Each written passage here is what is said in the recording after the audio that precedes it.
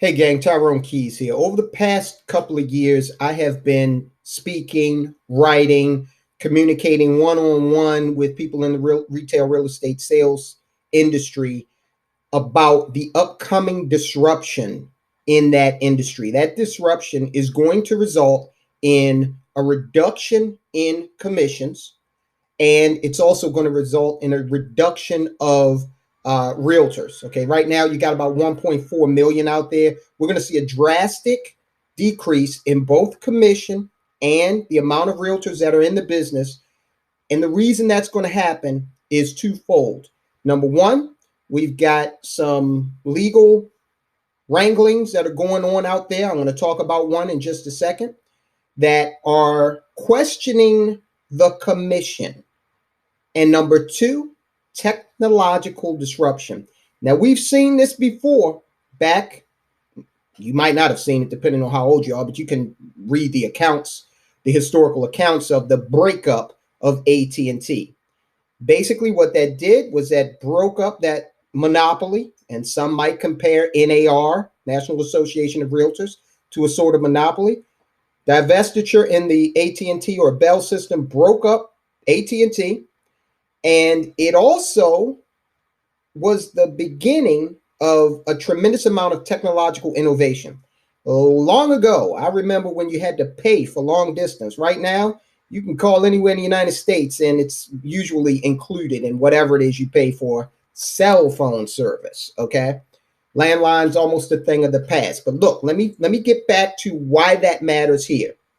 Because if you are a real estate agent and your local board, your broker, or NAR has not communicated to you effectively what happened 6 days ago, then that is an indication that your industry is not fit for the long run as currently constituted.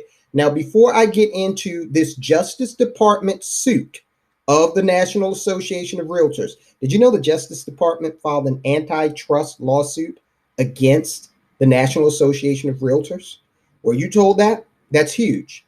But before I get into that, I want to kind of give you some rationale to hear what I have to say. I used to be a lobbyist. I've actually worked for a Fortune 500 company that you would recognize at the drop of a hat. You're probably doing business with them today. I've been around the world advocating for different companies, Exelon, Verizon. So I understand politics and policy and how it relates to business. I also understand the history of legislation and regulation as it relates to changes in business. Now, what you have going on today, you have two distinct things going on in the regulatory piece that is questioning the commission structure. Okay, your bread and butter is questioning that commission structure, and it's happening at the right time because there is now technology that can supplant a lot of what you do. And once this takes hold amongst the public, and it's starting to, the public is starting to ask, why do I have to pay this percentage? What am I paying for? They want value, okay? And unless you can articulate that value, you are a dinosaur that is watching as the meteor comes in and is about to make you extinct. I'm just going to be brass tacks with you because this is real. So let's get into it here. The Justice Department takes aim at realtor rules. Now, just look at the way this story is titled. Justice Department takes aim at realtor rules. Subtitle: Antitrust Settlement requires rules changes on broker fees, a potential boost to industry upstarts. Now, you don't think those upstarts are going to look just like the current broker-realtor relationship you have today.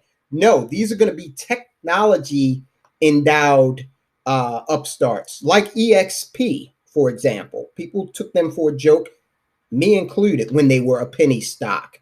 Okay, when they got listed, it became a different story. Listed on a big board, the NASDAQ. So here we go. The real estate industry's largest trade group on Thursday agreed to make the cost of brokers' commission more transparent as part of a settlement of a Justice Department lawsuit. So what happened was the Justice Department sued NAR and they simultaneously settled. Now, again, uh, National Association of Realtors really didn't fight too hard on this. They got the suit and they rolled over immediately. So how strong is that advocacy group? How strong is that trade group? I don't know. I know that in my experience, and again, granted, I don't know the fine details, but I do know in my experience as an advocate for corporations, you don't roll over that quickly.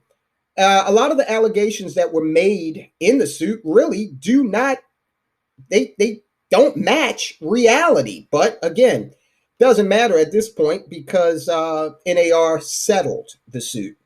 And what I'm talking about with that is this line here. The department alleged the association's regulations prohibited multi-listing services from disclosing commissions for buyers' agents to prospective buyers. The trade group's rules also allow brokers to misrepresent, strong word, that a buyer broker services are free. Not in my experience, while also enabling brokers to filter out home listings that offer brokers lower commission, the lawsuit alleged.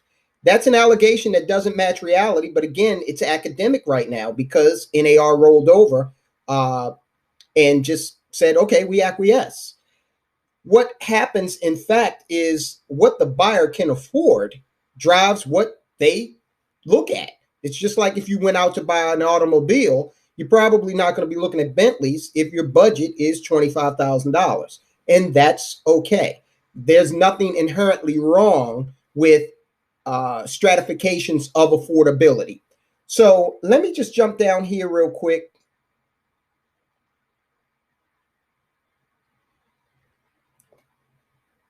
to the statement from Assistant Attorney General Makan Delrahim.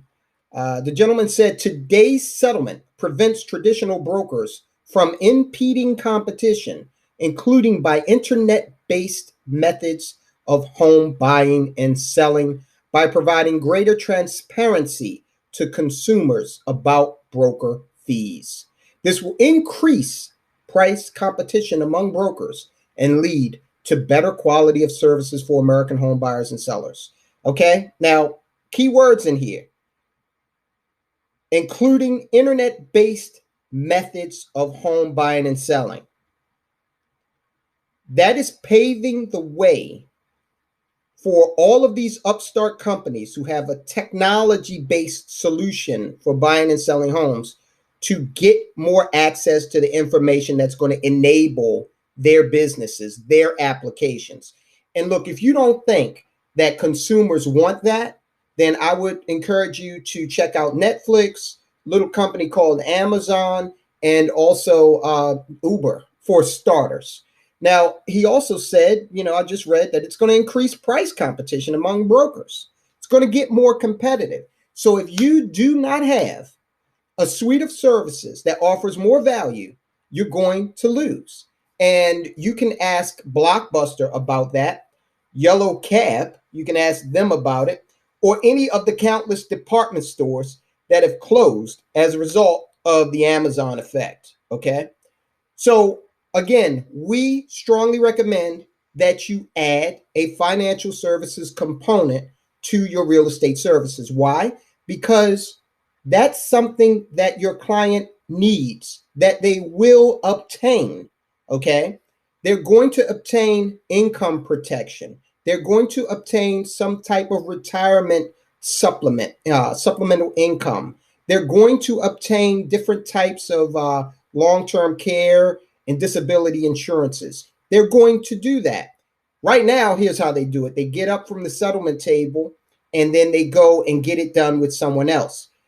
If you are offering a broader suite of services, then you have just made your services, your company, your business, your model more attractive, more valuable, more uh, serviceable to the client.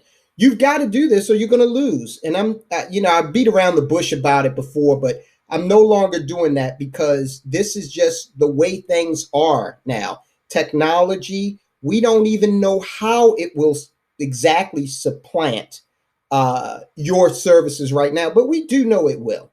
We do know it will. And for all of those people who say, well, I don't think there's ever going to be a time where you take the human factor out of a real estate transaction. You're deluding yourself. And here's why.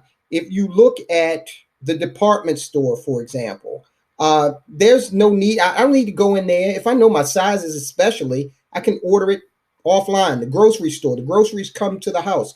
There are so many other services that have reduced the human component and substituted it with more value at less cost. You don't want to fight that paradigm because it's here to stay. So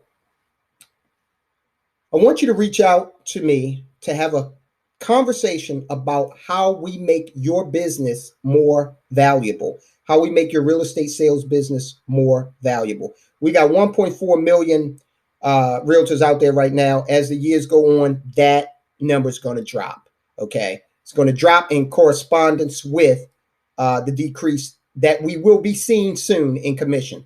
So you need to make each client more valuable in order to thrive, in order to keep your revenues up, and you need to offer your clients more in the way of value and service. And if you can't do that, then I guess you're going to have to find something else to do.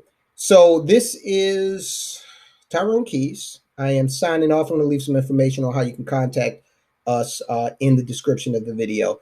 We'll be monitoring this situation because it's going to go on, and it's just going to become more and more fascinating. So we'll monitor the situation. We'll get back to you with consistent updates. Talk to you soon.